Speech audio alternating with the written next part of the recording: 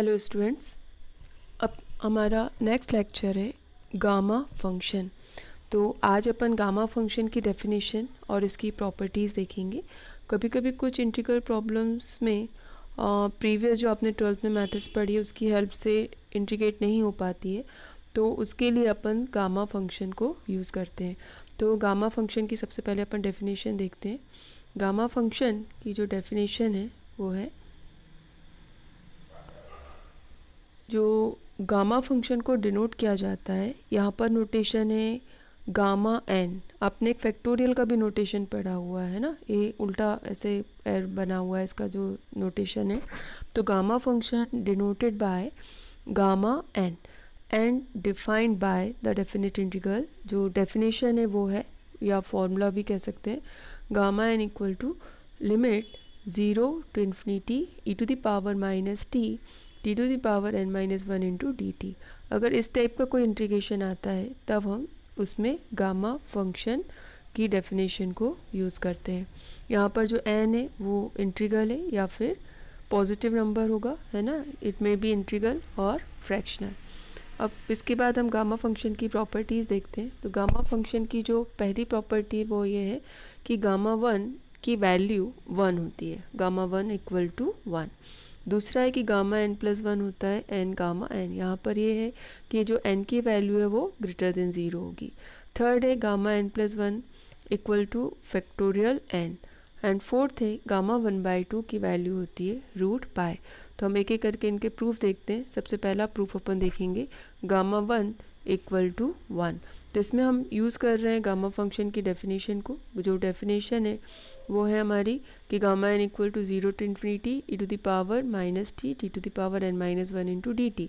इसमें अपन n की जगह 1 सब्स्टिट्यूट करेंगे। तो जब अपन n इक्वल टू 1 रखेंगे तो हमें मिलेगा gamma 1 equal to 0 to infinity e to the power minus t, और n की जगह जब 1 रखा तो t to the power 1 minus 1, तो t टू द पावर 0, और t टू द पावर 0 होगा 1। यानी हमें जो इंटीग्रल मिला 0 to infinity e की power minus T into d T. अब आप इसे इंटीग्रेट करें तो आप सभी को मालूम है e की पावर माइनस टी का जो इंटीग्रेशन होता है वो होता है e to the power minus t upon minus 1। अब इस माइनस साइन को अपन ऊपर भी लिख सकते हैं, है ना, इस तरीके से minus e to the power minus t, और e to the power minus t को लिख सकते हैं 1 upon e to the power t. अब अपर लिमिट सब्स्टिट्यूट करेंगे तो e to the power infinity होगा, और जब लोअर लिमिट रखते हैं तो बीच में एक माइनस का साइन आता है और t की जगह हमने 0 सब्स्टिट्यूट किया। तो e to the power infinity होता है इन्फिनिटी, और e टू द पावर 0 होता है 1। ओके, तो हमें मिला माइनस 1 अपॉन इन्फिनिटी प्लस, और ऊपर जो माइनस माइनस था प्लस हो गया प्लस 1, और 1 अपॉन इन्फिनिटी होता है 0, यानी 0 प्लस 1 दैट मीन्स 1। तो गामा 1 की वैल्यू होती है 1। इस तरह से अपन ने इसे प्रूफ किया। सेकेंड प्रॉपर्टी है gamma n plus 1 equal to n gamma n।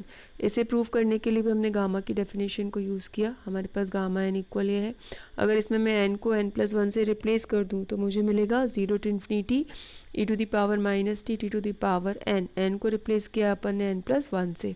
अब 1 से 1 कैंसिल हो जाएगा, तो 0 to infinity e to the power minus T into T to the power n। अब इसको इंटीग्रेट करने के लिए इसमें हमने एक इंटीग्रेशन बाय पार्ट्स अप्लाई किया। 12th में आप लोगों ने फॉर्मूला पढ़ा हुआ है इंटीग्रेशन बाय पार्ट्स का, u इंटू वी के फॉर्म में, कि first function as it is integration of second minus, फिर इंटीग्रेशन का साइन, फर्स्ट को डिफ्रेंशिएट, अगेन सेकंड को इंटीग्रेट, फिर जो भी आएगा उसे, जो भी वैल्यू फाइंड होती है उसे इंटीग्रेट। तो इसमें हम जब इंटीग्रेशन बाय पार्ट्स का फॉर्मूला अप्लाई करेंगे तो इसमें हमने t to the power n को फर्स्ट फंक्शन लिया है और e की पावर माइनस टी को सेकंड फंक्शन। तो first function as it is मतलब t to the power n as it is, integration of e to the power minus t, limit substitute करी 0 से infinity. अब minus integration 0 to infinity, first को differentiate, second को integrate. अब देखिए, जब अपन e की पावर माइनस टी को इंटीग्रेट करेंगे तो e की पावर माइनस टी का जो इंटीग्रेशन होता है वो होगा e की power minus t upon minus 1। Previous वाला जो हमारा प्रूफ था उसमें हमने इस टाइप का फंक्शन को सॉल्व किया हुआ है। तो जब हम इसमें अपर और लोअर लिमिट सब्स्टिट्यूट करते हैं तो जो पहला वाला पार्ट है उसकी वैल्यू हमें 0 फाइंड होती है, इसलिए मैंने उसको यहाँ पे नहीं लिखा हुआ है। फर्स्ट पार्ट हमारा हो गया 0 माइनस 0 टू इन्फिनिटी है ना। अब T to the power N को जब डिफ्रेंशिएट करेंगे तो एन आगे और एक पावर कम, और उधर ई की पावर माइनस टी को जब इंटीग्रेट किया तो ई की पावर माइनस टी अपॉन -1। अब 12th में वही हमने प्रॉपर्टी पढ़ी थी कि अपर यहाँ पर जो माइनस माइनस है वो हो जाएगा आपका प्लस, और जो एन है वो आपका कांस्टेंट है तो इंटीग्रेशन के हमने बाहर ले लिया। अब ध्यान से देखो तो जो हमें कैलकुलेट करने के बाद वैल्यू मिल रही है कि 0 टू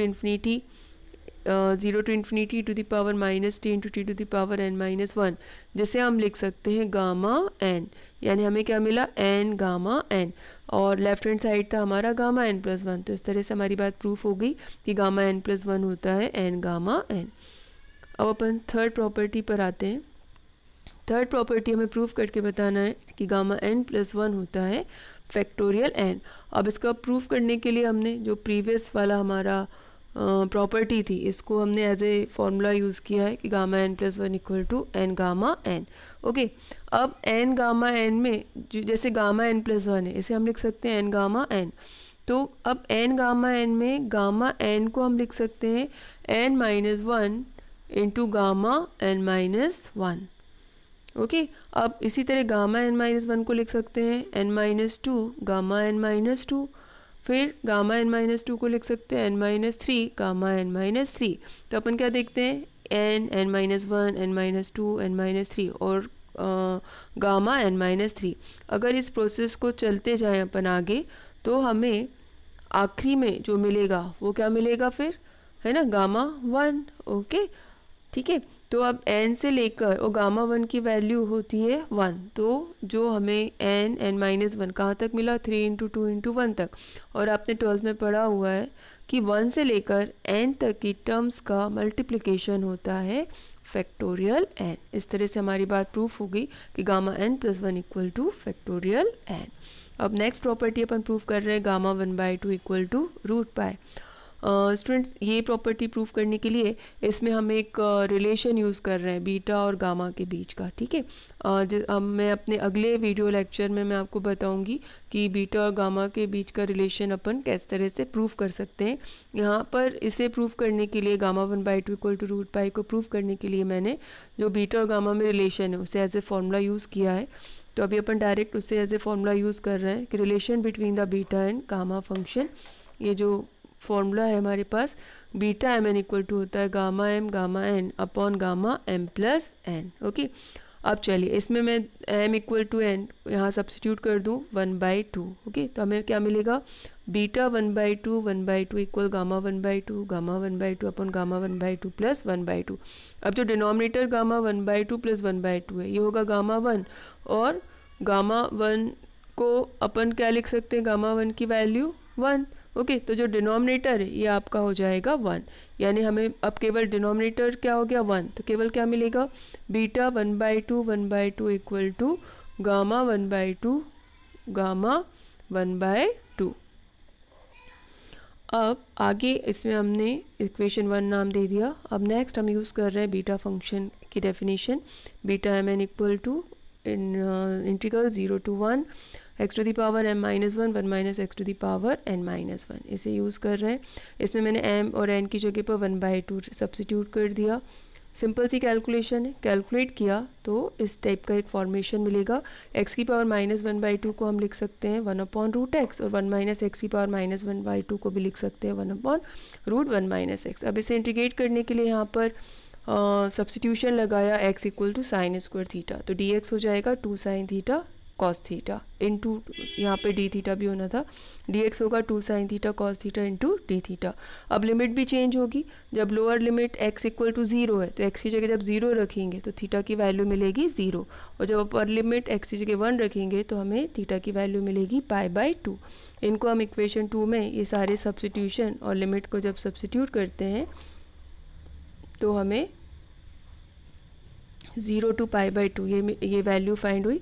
अब साइन स्क्वायर थीटा को रूट से बाहर निकालेंगे तो साइन थीटा होगा, √1 माइनस साइन स्क्वायर थीटा होता है कॉस स्क्वायर थीटा, रूट से बाहर निकालेंगे कॉस थीटा, तो sine theta into cos theta cancel हो जाएगा, है ना, सिर्फ बचेगा 2 कांस्टेंट इंटीग्रल के बाहर ले लिया, और 1 का इंटीग्रेशन होता है थीटा। अपर लिमिट सब्स्टिट्यूट कर दिया, 2 से 2 कैंसिल, तो ये आपको मिला पाई, यानी बीटा 1/2 इक्वल टू पाई।